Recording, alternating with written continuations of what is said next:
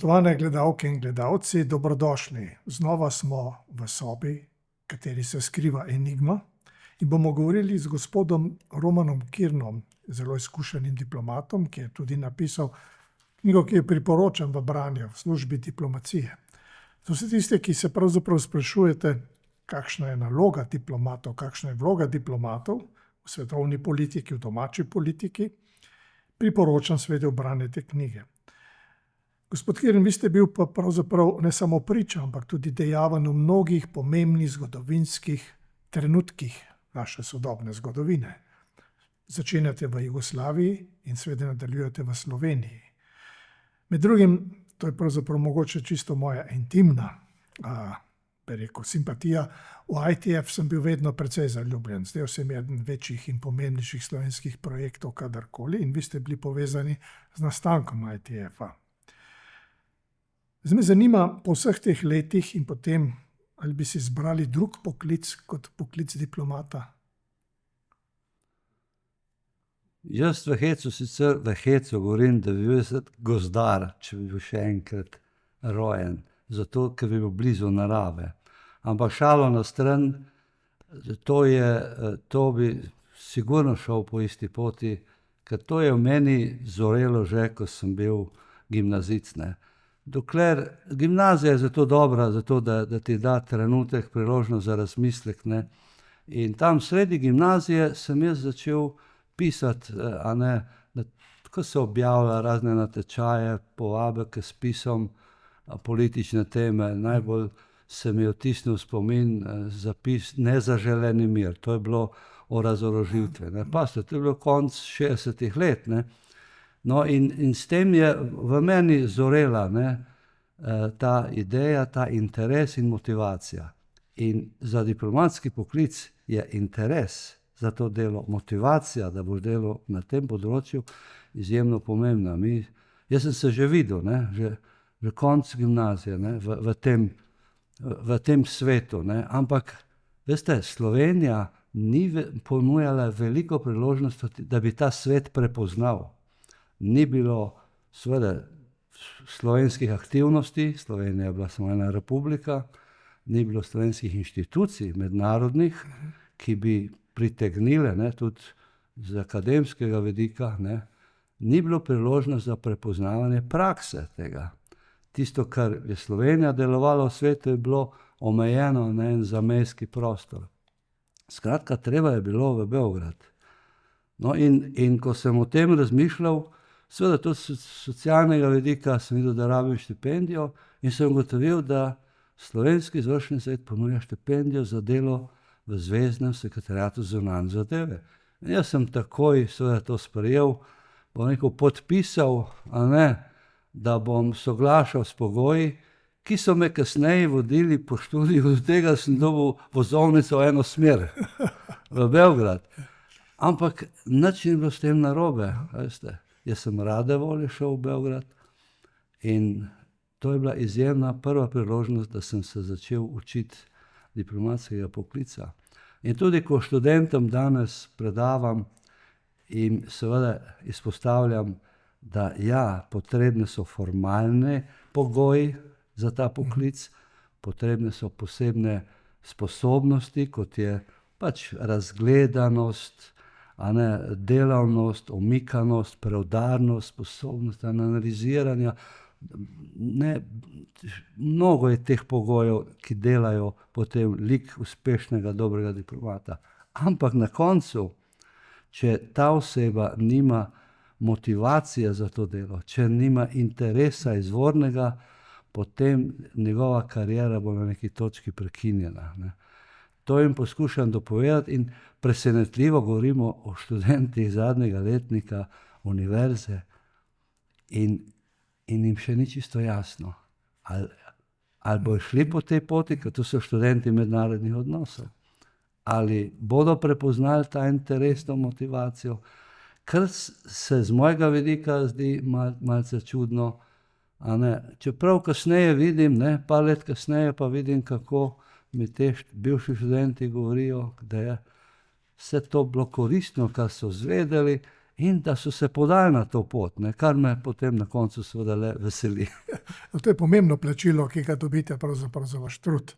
Ne? Ja, nedvomno, ker danes, ne vem, mladi ne izražajo tukaj navzven, bom rekel, tega svojega intimnega pogleda, a ne, zakaj bi se za neko stvar opredeljevali, zakaj bi to bilo tisto. Mogoče si želijo pustiti širši spekter angažmana, ampak jaz seveda začnem njim to zbujati ta interes tudi na ta način, da oni niso tu samo, da opazujejo življenje, da živijo čim bolj lahkotno to življenje v takšnih ali drugačnih okoliščinah. Ne, oni živijo v svetu sprememb, katerih del so. In to more med poleg sebičnega interesa, da na te procese poskušaš vplivati oziroma se jim prilagoditi, da jih poskušaš tudi tolmačiti. To je zgodovinski trenutek, ki je za te generacije izjemnega pomena in skušam zbuditi v njih, ne, ta interes za to, da te razmere spremljajo tudi z tega vidika. Razumeti svet je že pol poti do rešitve. Ja, pravzaprav bi rekel, vse oba več ali manj pripadava generaciji, za katero spravim, da je bila privilegirana generacija. Ker smo lahko videli spremembo enega sistema od drugega, lahko smo si zaželeli samostojno Slovenijo, lahko smo pri tem aktivno sodelovali. Ampak vsakič se, ko razmišljam o diplomaciji, ne vem zakaj, ampak se vračam, nekako so mi bili všeč. Dubrovniška republika in njihova diplomacija, ki se mi je zdela vedno zelo spretna diplomacija majhne republike, ki je pravzaprav s svojim delovanjem uspela zadržati relativno samostojnost in suverenost, seveda omejeno tudi, ne, proti dvema velesilama, kot sta bila takrat pač Beneška republika in kot so bili takrat Otomanski imperij. In se mi nekako zdi, da morda Hrvaška dokaj dobro se uči zgodovine te Dubrovniške republike.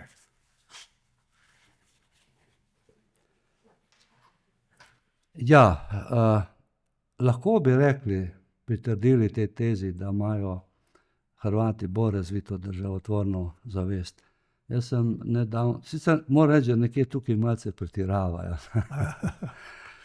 Kot delajo mogoče prevzetni narodi, neskromni, ne, nasprotno bi slovensko nacionalno karakter lahko opisal kot ena velika skromnost, ne, ponižnost celo, nekje tudi romantičnost, ko gledaš svet okrog svega, z enim ciljem, da se vedno prilagodimo svetu in da poskušamo preživeti. To nas seveda zgodovinsko, pa tudi zdaj v obdobju, ko imamo lastno državo, malce tepe, ta hipoteka teh nacionalnih karakteristik. Hrvati s tem nimajo takega problema, ne. Nedavno sem gledal na njihove zbirke spominov diplomatov in ne boste verjeli, ne, oni začnejo z 9. stoletjem, ki je rimski papež dal eno pooblastilo, ne, hrvaški regiji tam, da samostojno opravlja neke zadeve, ne. Tako globoko sežejo s svojim zgodovinskim spominom, ne. In ja, hrvaška diplomacija bolj da na te simbole, bolj da na preteklost, ki jo celo poveličujejo, a ne, ampak vsekakor se je pa ne sramujejo.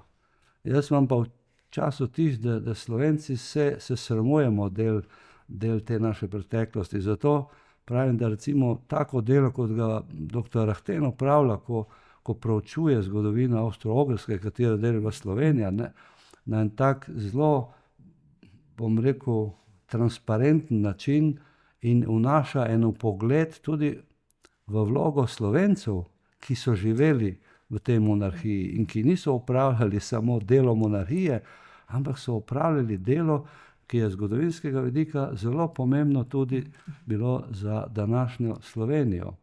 Tako da to je nekaj, kar nažalost Slovenijo spremlja, ne. Mi ko tujcem kažemo Slovenijo, mi pravi, poglejte, na Glavnem trgu imamo spomenik pesniku. No, boste videli vojščaka, ne.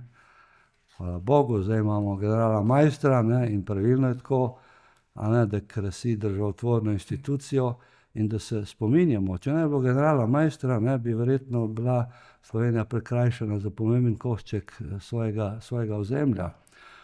Tudi, a ne, se spomnim, ko sem živel v tujini, pa smo bili priče, kar so tudi v tujini zaznavali protestom v Sloveniji. Sem rekel, ne boste verjeli, to niso protesti zaradi socialnih pritiskov ali zmanjšanja demokracije.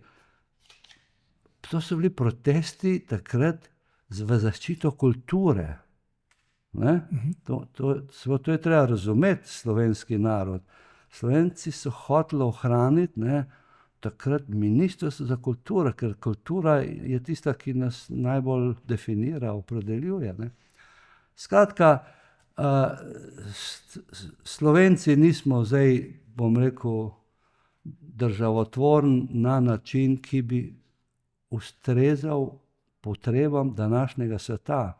Mi smo namreč v bistveno drugačni poziciji danes, kot smo bili še pred dobrimi 30 leti ali pa pred 100 leti. Sedaj imamo svojo državo. In vse, kar ni v prid zaščiti interesom te države, pomeni en romanticizem, en idealizem, ki sam po sebi ni nič hudega, ampak če je ta povezan z naivnostjo, je pa škodljiv, včasih celo usoden za usodo nekega naroda. Ne. Tako da mislim, da nam tukaj še precej prostora ostaja, da to državotvornost zavest razvijamo.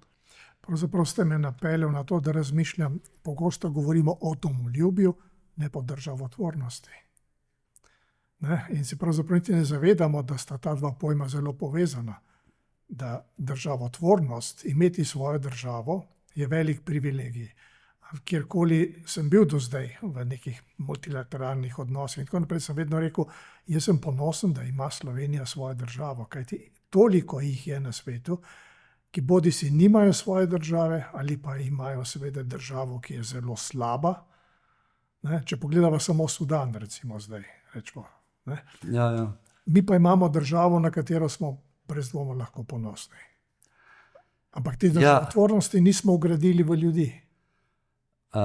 Nedvomno se strinjam s tem, zato pa pravim, da nažalost, bom rekel, zgodovina, ki vpliva na oblikovanje neke narodne zavesti, ni na naši strani. Naš nacionalni karakter se je izgrajeval na drugačnih osnovah.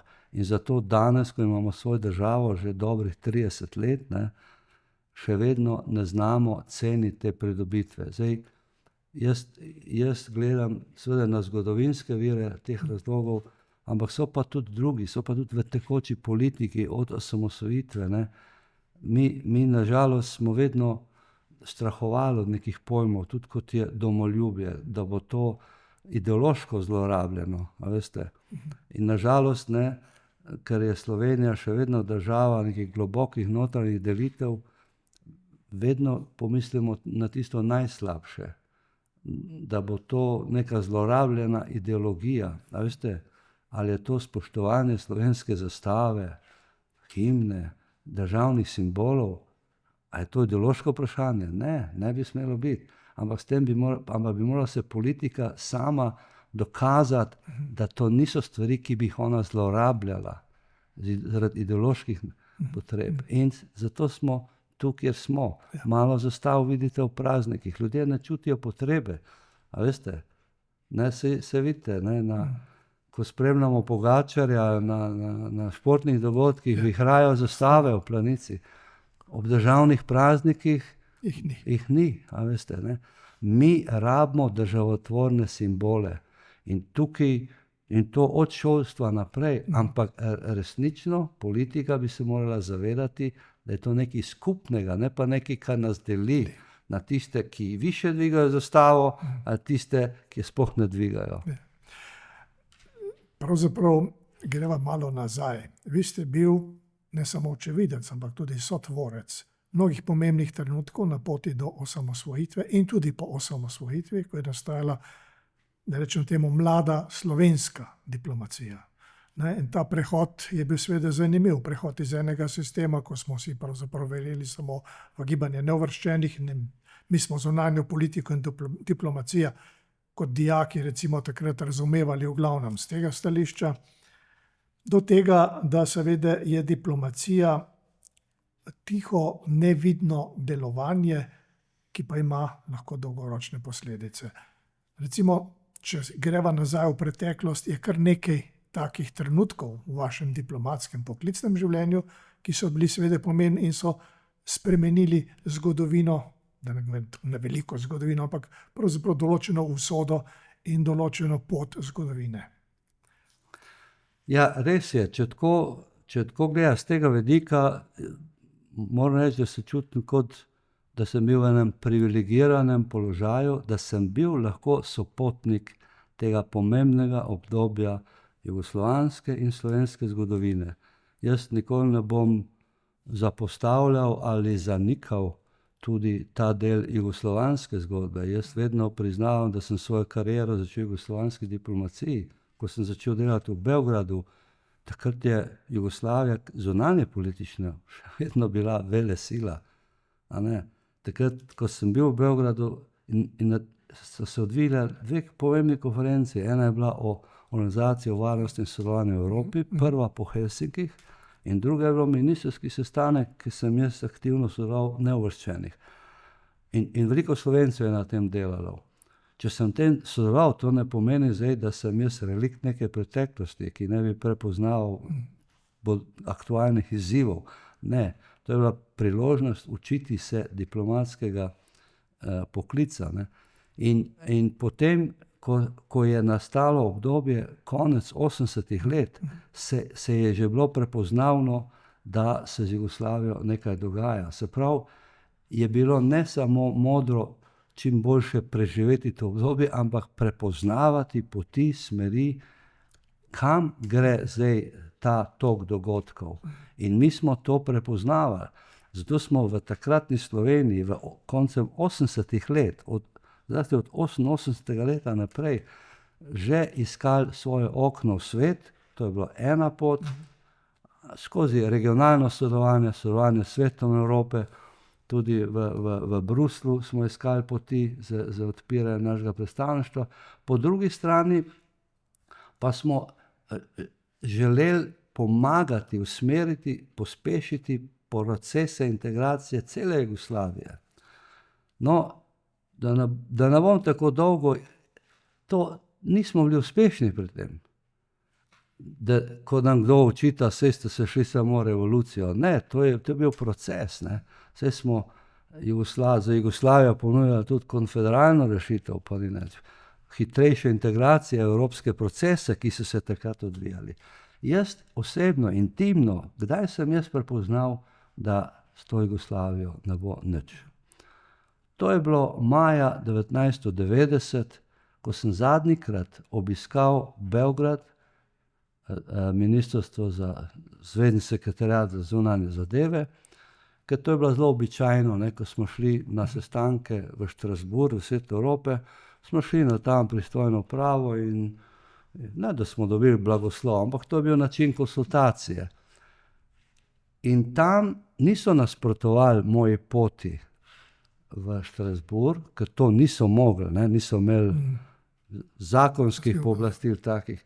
Ampak tisto, kar sem, pazite, maja 1992 slišal od njih, me je utrdilo v prepričanju, da ta Jugoslavija nima prihodnosti. In kaj je bilo tisto, da so v tej ključni federalni inštituciji menili, da je Svet Evrope neka zahodna blokovska organizacija, ki želi škodovati interesom Jugoslavije.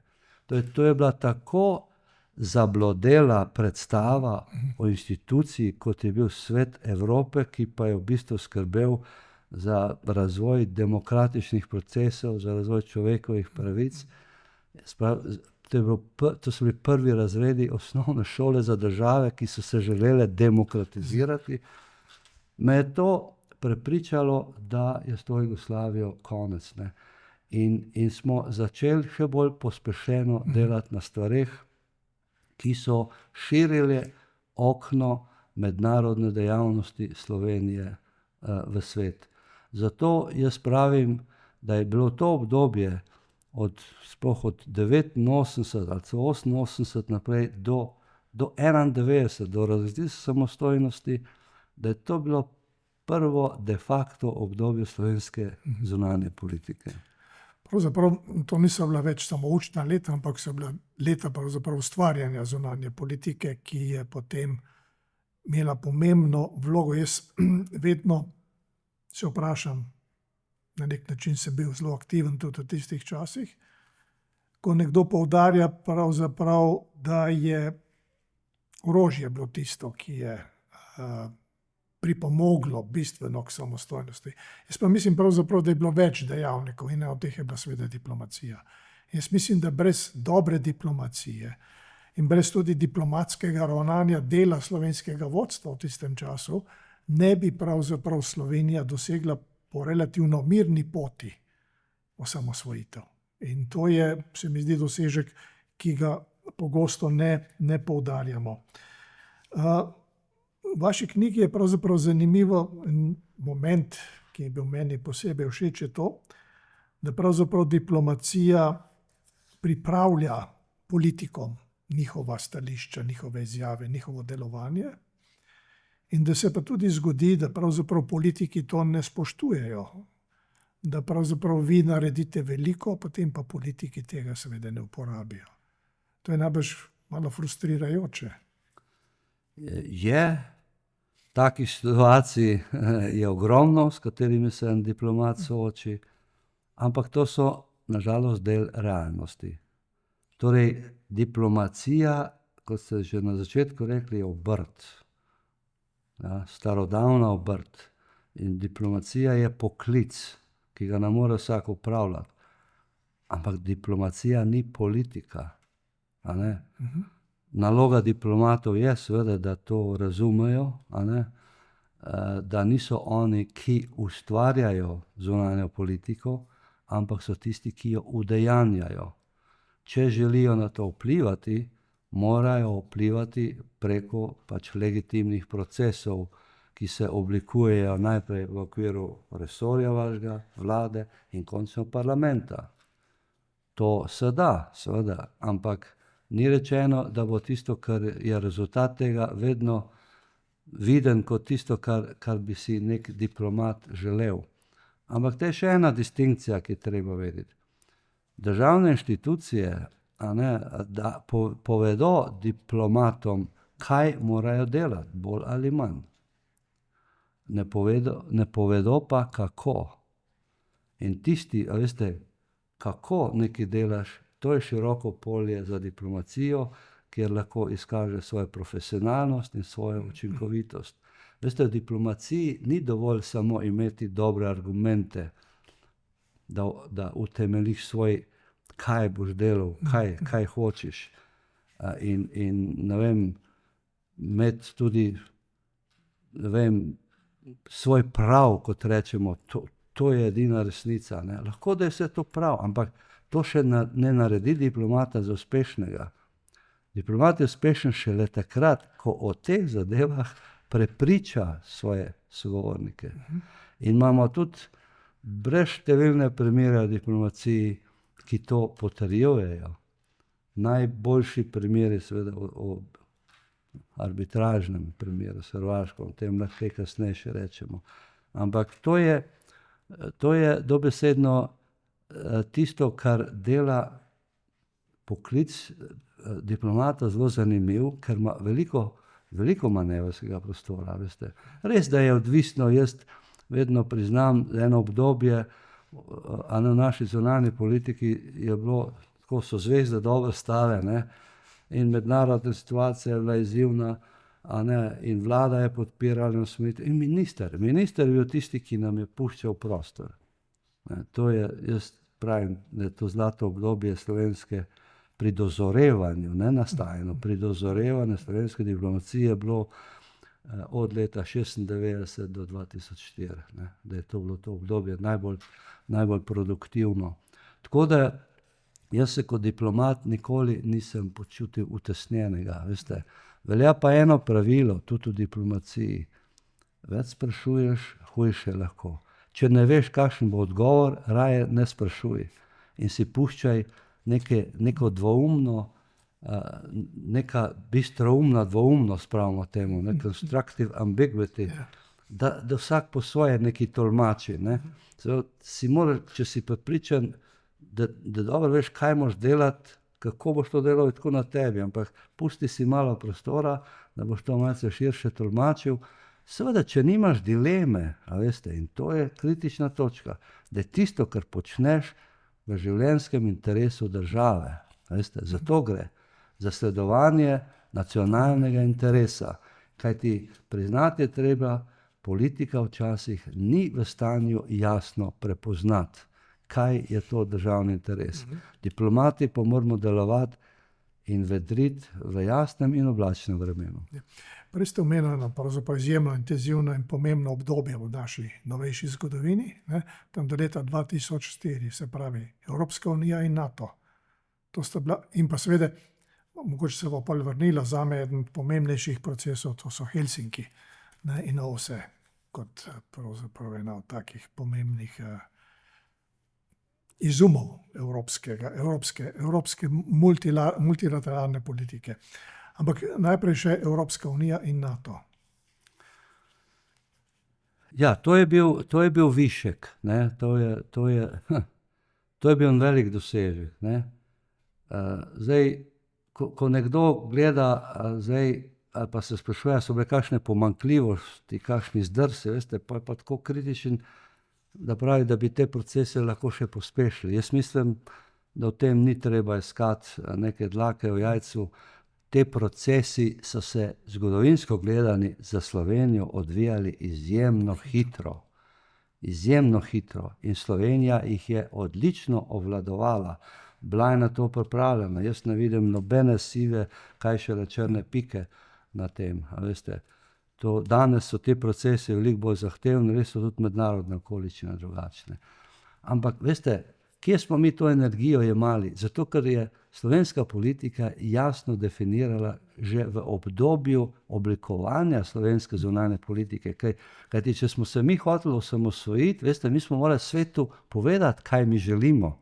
In mi smo se jasno opredelili za proevropsko politiko, za integracijo v evropske procese, ki so se takrat odvijali. Se spomnite tistega Evropa 92, ne, to je bil projekt Bruslja, ki je oblikoval belo knjigo, a ne.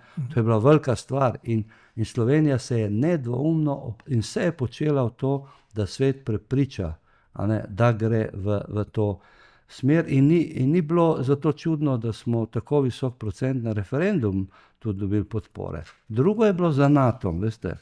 Glede NATO pa sem jaz bolj kritičen.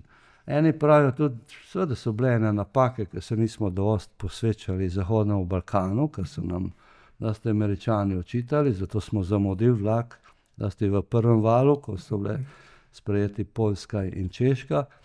Ampak, veste, še več, ne, podpora slovenskega naroda je bila manjša tukaj, precej manjša. In nekako to nam vedno sledi, še v dan danes, in smo blizu prepričanja, da se mi nismo v iskrenosti priključili NATO, ampak z ene preračunljive ocene, da bo pač to najboljše za nas. Mi nismo prepričljivi zavezniki v NATO, niti dan danes. Vedeli pa smo, da rabimo to z varnostnih vidikov, da rabimo to zaščito, a ne, to okrilje NATO. In tako da, ko govorimo zdaj tudi o materialnih obveznostih, veste, to se vidi, ne, da je mnogi se sprašujejo, ne samo javnost, druge, zakaj bi pa mi dajali to, saj, ne, za varnost, veste. Ne, nismo prepričljivi zavezniki, ampak to je tudi odgovor, na to je treba tudi iskati v naši preteklosti, v dejstvu, da imamo na glavnem trgu pesnika, ne pa vojaka. Saj ne govorim o militarizmu, govorim o nacionalni zavesti, ki bi videla seveda varnosti, tudi v trdi moči, a ne nek pomemben garant obstoja slovenske države. Tu nam nekaj manjka, nedvomno. Ja, nekako bi rekel za državo, ki ima tudi zanimivo zgodovino, so pomembni po mojem 3 elementi. Eno je civilna obramba, vojaška obramba in civilna zaščita. Vsi ti 3 elementi seveda tvorijo, da rečem tako, zavarovalno polico države. Ne? In jaz seveda rečem, avto zavarujem, celo kasko zavarujem, ne? In se ne vprašam, koliko to stane. Za državo pa mi je pravzaprav vseeno, če ima zavarovalno polico ali ne. Ampak dejstvo je, da če imaš državo, potem moraš imeti tudi to. Ne? To je tako, kot bi hotel imeti avto brez motorja. In zato je, mislim, da je mogoče ta strateška komunikacija nekoliko zaspala na tem področju. Ne? Mi mislimo, da je pravzaprav NATO samo, ampak NATO je vojaško-politična organizacija in NATO ima vsaj en element, ki je pomemben, to je konsens. Ne? In tam, kjer imaš konsens, seveda pomeni, da morajo vedno biti aktivno vključene države, ki so članice, ko se sprejema neko odločitev. Je pa res, da tako kot, ne vem, če bi kdo od nas pravzaprav mirno prenašal, da zakonski partner živi drugače, kot sva se dogovorila. Ne? In mi se pravzaprav v teh zvezah obnašamo tako kot zakonski partner, ki mu je malo vseeno, kaj se v zakonu sicer v celoti dogaja. Zato se mi zdi, da je to, kar ste prej rekli, ena od državotvornih ambicioznosti je tudi to, da imamo pravzaprav vse, kar država potrebuje.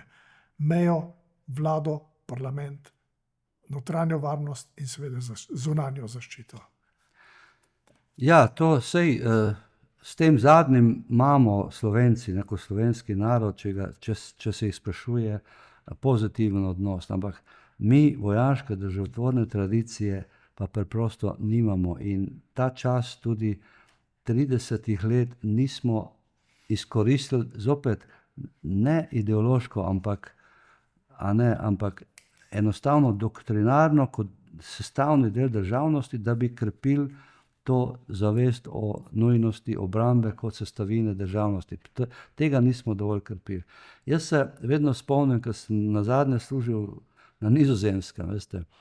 Nizozemci so bili nevtralni, ne, v prvi svetovni vojni in so se izognili vojni. Ne. V drugi svetovni vojni so želeli enako, pa seveda to ni bila nevtralnost, ne, garantirana, tako kot je za Švico recimo bila, in so jih Nemci povozili. In Nizozemci so od takrat zelo jasno govorili, kako je vojna slaba za biznis. To so že zgodovinsko že prej govorili, ker oni so predvsem trgovci. Vojna je slaba za biznis, zato so hoteli biti nevtralni.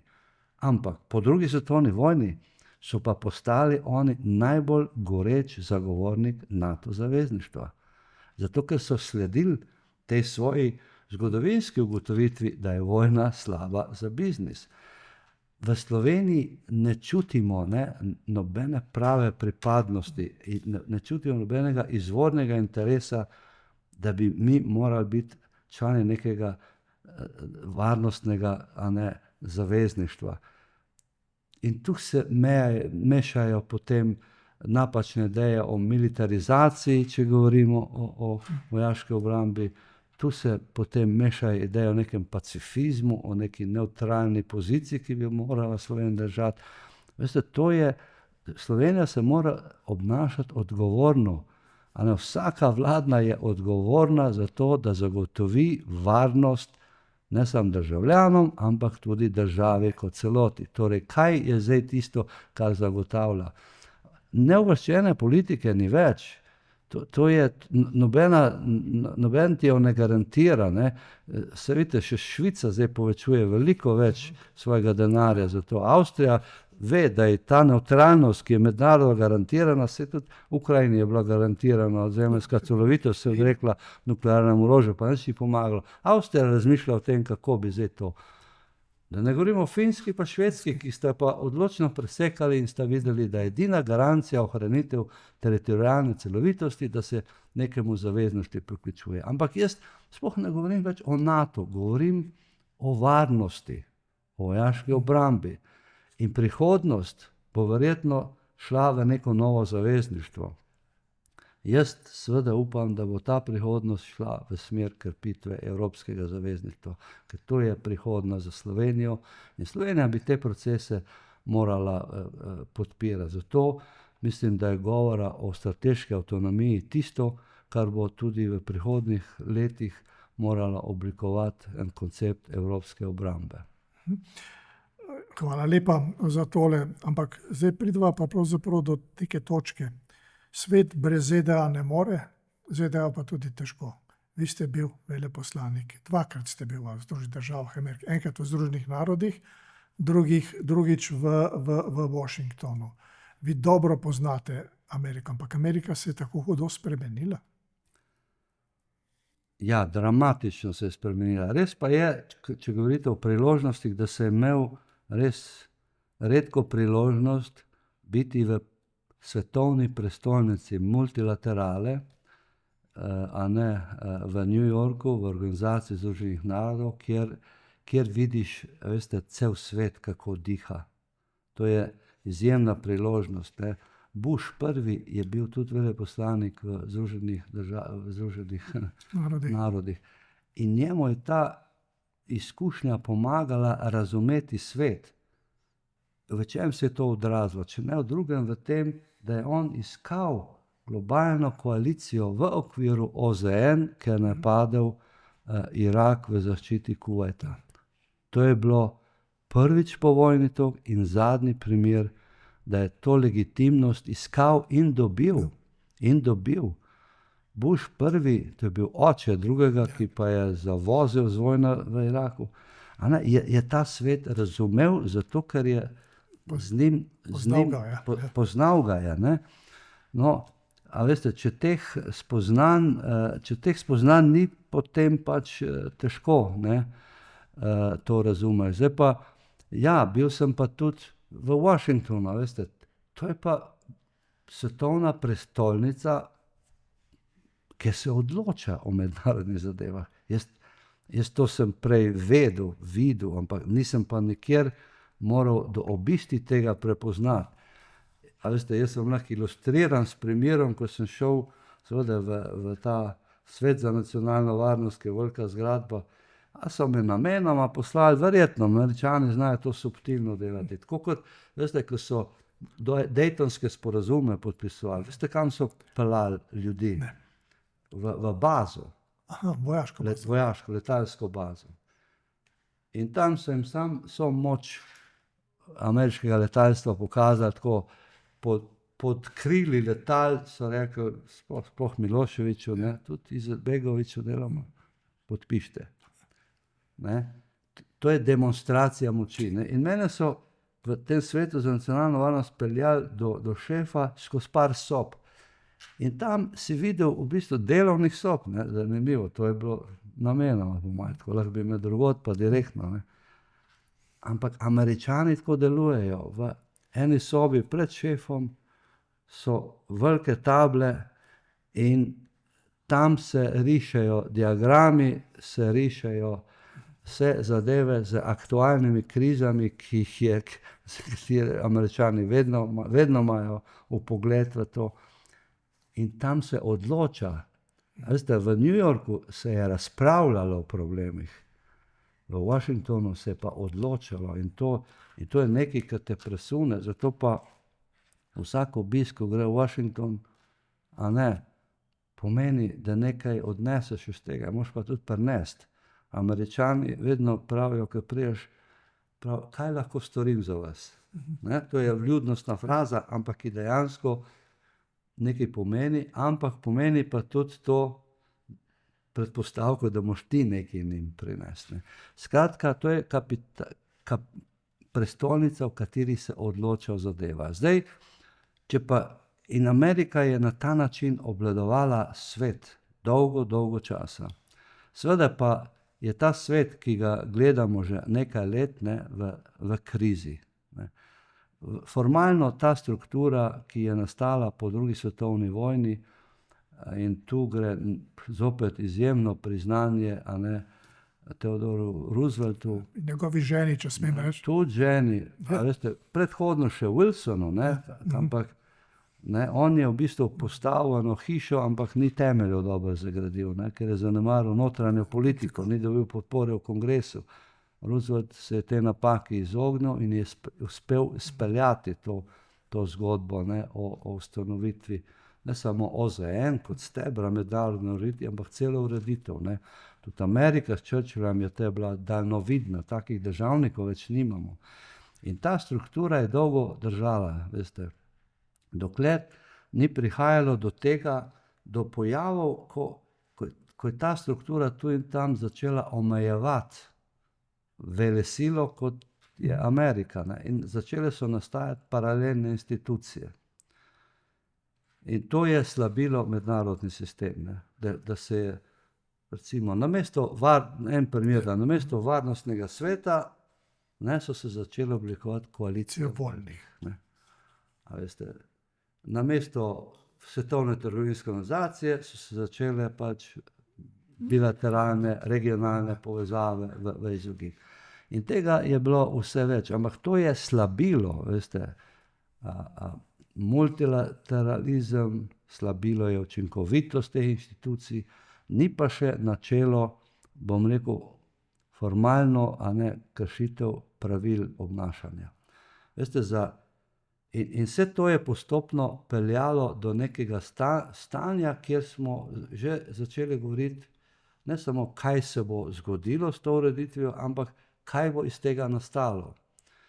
Jaz nisem ničesar videl pametnega, da bi nekaj nastajalo v tem.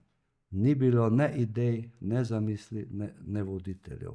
Svet se je pa spreminjal, vse bolj. Samo če vzamemo Kitajsko, vse bolj se je spreminjal.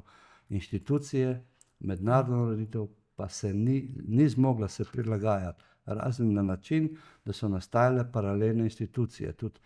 Tudi seveda Kitajska jih je začela oblikovati, ne, na političnem, geopolitičnem, na finančnem, ekonomskem področju. Ne. In zdaj, kaj je tisto, kar omogoča stabilno mednarodno ureditev? Do zaključka zelo hitro pridemo, da ta ureditev se krha. 3 pogoji so, da je ena mednarodna ureditev stabilna. Ne. Pač ena je, da obstaja dogovorjeno ravnotežje moči. Ne. To je vedno sestava že varnostnega sveta, ne, sestava položaj velesil je vedno nekako tako bolj ali manj, ne, dal odgovor na to vprašanje. Ne. Drugo je, da obstaja soglasje o pravilih obnašanja v mednarodni skupnosti. Ker to, če ni tega soglasja, ne, potem začne vsak po svoje tolmačiti. In tretje, da so institucije, ki jih imamo, ne, da so funkcionalne, delujoče, da jih vsi priznavajo. Na vseh teh 3 točkah se je začelo razkrajanje. In tragično je iz 2 razlogov ta proces, da nimamo odgovorov na to, neke projekcije, nekaj, kar bi, kot rečemo, videli luč na koncu tunela. To je tragično. Jaz sem veliko dal tudi na ta ameriški intelektualni input, ampak verjemite, niti v teh ameriških intelektualnih krogov nič pametnega ni vam prišlo. Ampak ohranjanje statusa quo, ki pa je vse bolj majav. In drugo, kar je zaskrbljujoče, da tisto, ki se je pa začelo pojavljati kot nekaj, kar naj bi novega nastalo, je pa regresivno. Regresija, pazite, to je ena ugotovitev, ki je strašljiva. Celo človeštvo se v svoji zgodovini razvijalo progresivno. Če gledate krivuljo, je vedno progresivna rast. Ta krivulja je sicer lahko šla tako, kot včasih delnice Krke, ne, ampak gre gor. Ne. In zdaj je pa prišlo do regresije. Regresije, ki nas vrača 200 let nazaj, v obdobje Svete alianse, v obdobje prevlade velesil oziroma dogovora velesil, kako bodo urejale ta svet. In to je tisto, kar očitno Trumpovi administraciji, nekako ustreza še bolj Putinovi, in če ne gre drugače tudi Kitajski. Zdaj smo se znašli v enem čudnem položaju, ko je Kitajska država, ampak je logično, prevzema vodilno vlogo. Prevzema vodilno vlogo odgovorne države za obrambo multilateralizma, pazite. Za obrambo, politike klimatskih sprememb, za obrambo seveda obstoječega, ker vse tisto, kar je, veste, se svet spreminjal, je puščal, to je objektivno dejstvo, Kitajsko v enem podrejenem položaju, to je treba razumeti. A veste, tudi danes, hvala Bogu, ponovno govorimo o nevarnosti, ki je že bila dolgo zanemarjena, nuklearnega oboroževanja. Poglejte, in zdaj drugo leto bo potekal zadnji sporazum, New START, o kontroli nuklearne oborožitve. To je strašljivo, da ničesar ni na vidiku, kar bi napovedovalo neko odgovorno politiko, odgovornih politikov, da bi ta proces, to področje zavarovali. Ničesar ni. In Kitajca, ne moramo se seveda zdaj se sklicevati na odbojnost Kitajske. A veste, čez 3000 bojnih glav ima ta vsaka, Amerika in Rusija, Kitajska jih ima 600. In Kitajska ne bo pristopila k tem omejevalnim ukrepom, dokler ne bo izenačila.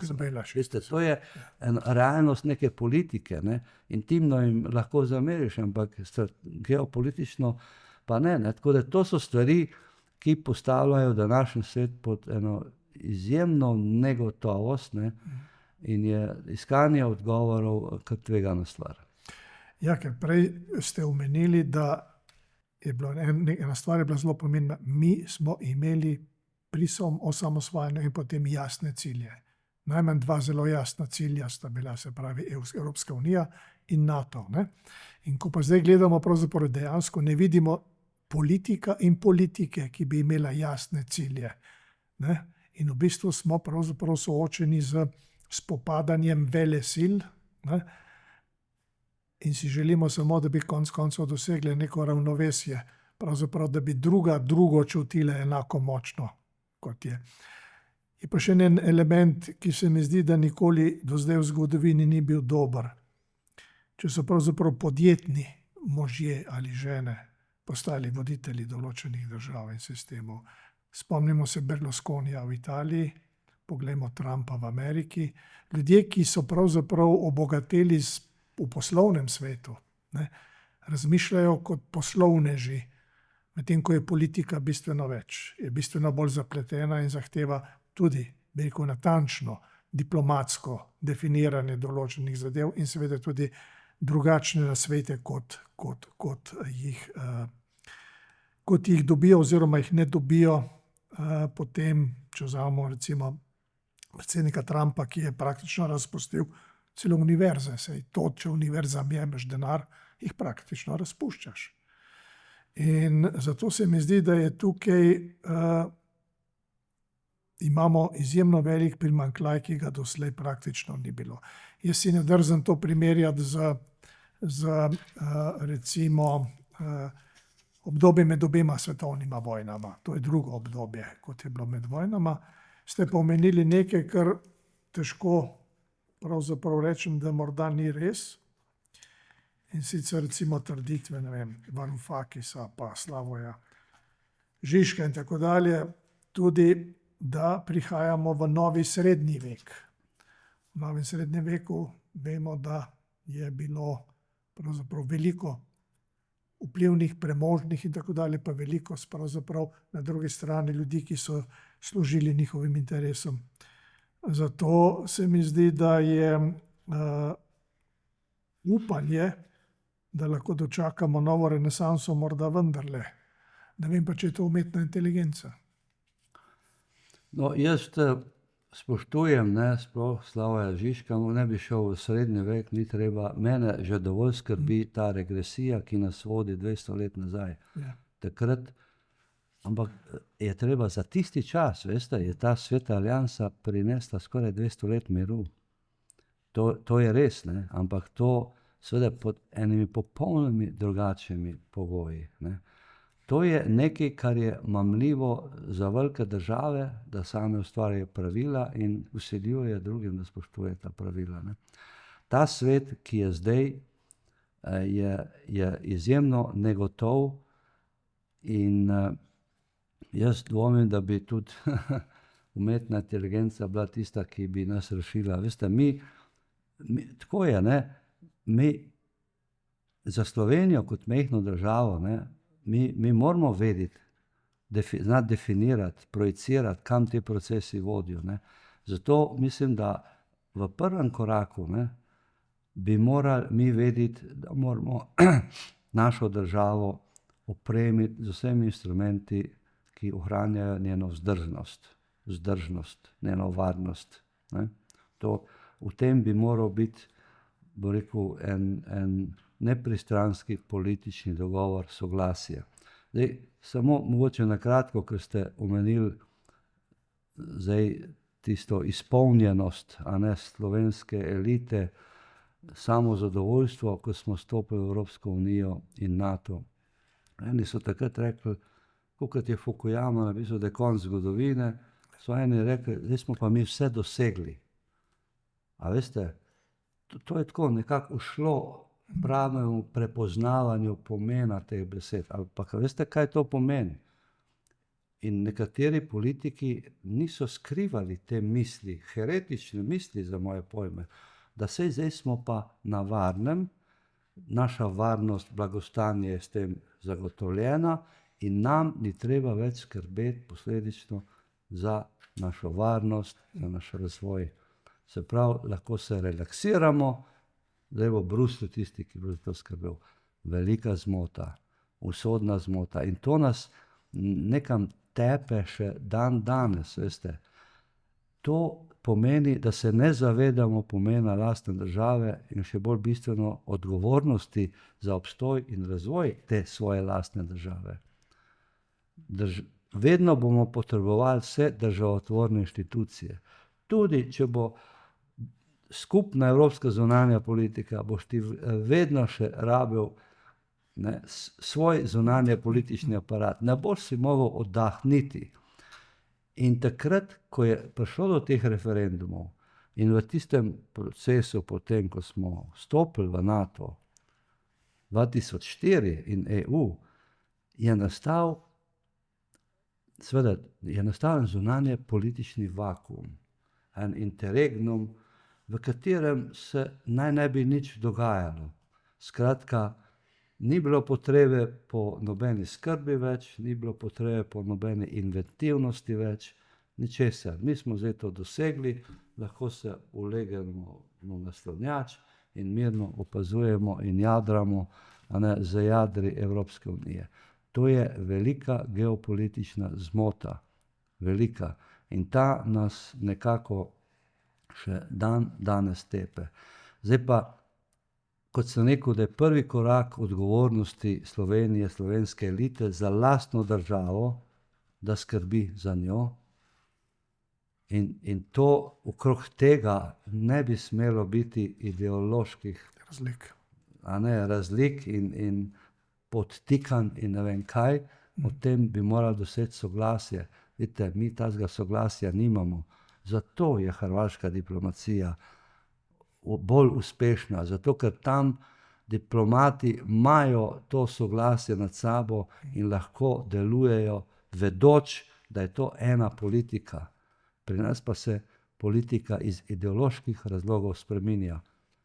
Ne bi smeli ploskati ali pa grajati Trumpa iz ideoloških razlogov. Ne. Edino v primeru, ko ocenimo, kaj Trumpova politika pomeni. In če kdo misli, da Trumpova politika pomeni nekaj dobrega Slovenijo, nima prav. To je lahko samo zaradi ene ideološke, bom rekel, zablodelosti, da je to neka rešitev, ki bi notranje politično ustrezala Sloveniji. Ne, mi moramo gledati, kaj je v interesu Slovenije. In kaj je v interesu Slovenije? Kot tretja stvar, da delamo vse, da bo Evropska unija močna in učinkovita. In Slej kot prej se bomo zdajle soočili z eno razpravo, pri kateri se bojim, da bo slovenska politika zopet razdvojena. Če hočeš narediti Evropsko unijo močno, bo treba nekaj z načinom glasovanja spremeniti. Sej vemo, da je pogodbe Evropske unije strašno težko menjati, ne, in da to ni čas, ampak to bi bilo idealno, ampak je treba iti po korakih, ne. Tudi na obrambnem področju bo treba Evropske unije nekaj več storiti, kot samo imenovati komisarja za obrambo, ampak skupno obrambno načrtovanje, ne. Stvari, ki bodo krepile vojaške kapacitete tudi.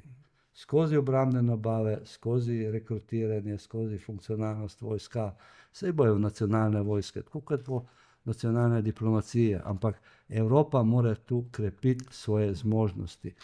In seveda bomo prišli do teh debat in boste videli, boste najdli na obeh polih političnega spektra ljudi, ki bodo rekli, ja, suverenost Slovenije je sveta, a ne, ničemur se ne moramo odreči. A veste, zakaj se ne bi mogli odreči?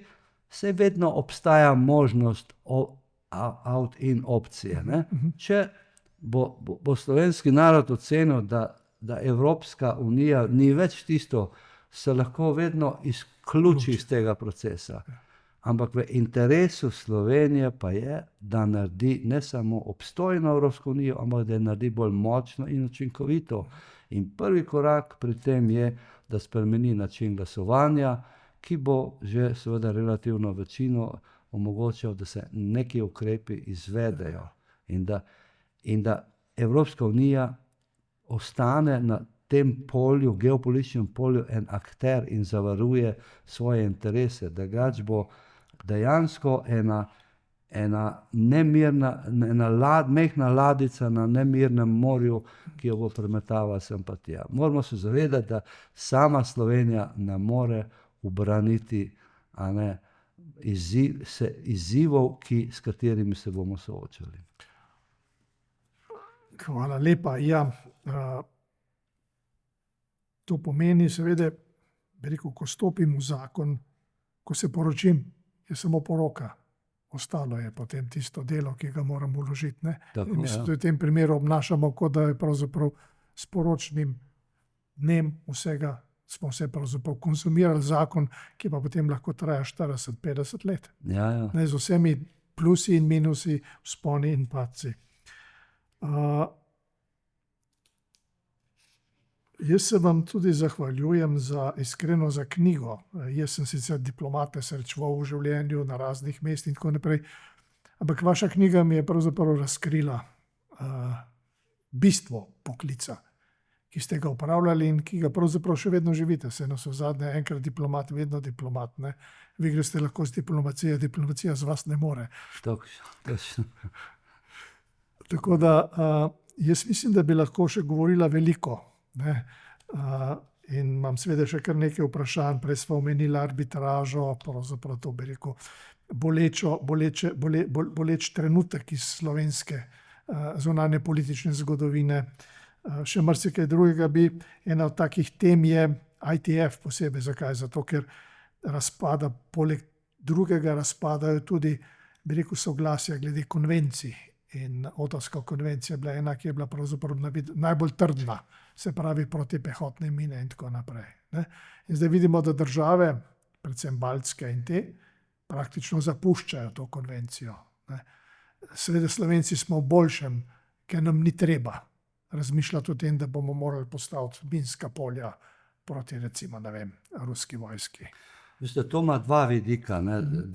Zato jaz imenujem to obdobje, tisto zlato obdobje dozorevanja slovenske diplomacije, ko smo vključno z prvim članstvom v Varnostnem svetu, a veste, začeli razumevati, dojemati svet kot eno celoto, a ne, in prevzemati tudi neko soodgovornost, ne. In ko se tega greš, ne, veste, multilaterala zdi nekaj odtujenega, sofisticiranega včasih, ampak tudi v multilaterali vedno slediš tistemu, ali je to v skladu s tvojimi vrednotami, tvojemu videnju. In ta koncept človekove varnosti, ki je privedel tudi do Otavske konvencije, je seveda v tem smislu, ne, bom rekel, relevanten. Ampak te mora neka diplomacija narediti korak naprej. In to je prvič, da smo nekaj naredili korak naprej. A veste. In to je ta prostor diplomatov. Jaz sem prepoznal, da je treba izkoristiti neki prostor, da mi en follow-up naredimo. Ne? In s spletom okoliščinam, ne, če ne bi seveda skozi nadzoroval tega procesa, ne, tudi v notranjem političnem prostoru, ne bi prišlo do te fundacije. Ne. In je bilo veliko trenutkov, kjer lahko ne bi uspel, ampak se to da narediti in to odlikuje neko državo. In danes je to edini projekt, ki še živi po tolikih letih. Ne.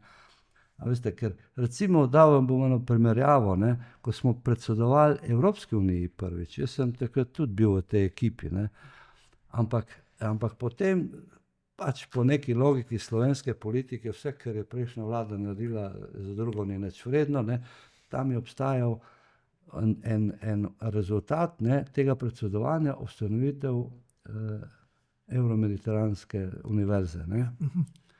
En dober projekt, ne, ki bi okrepil mediteransko dimenzijo naše zunanje politike. Ne.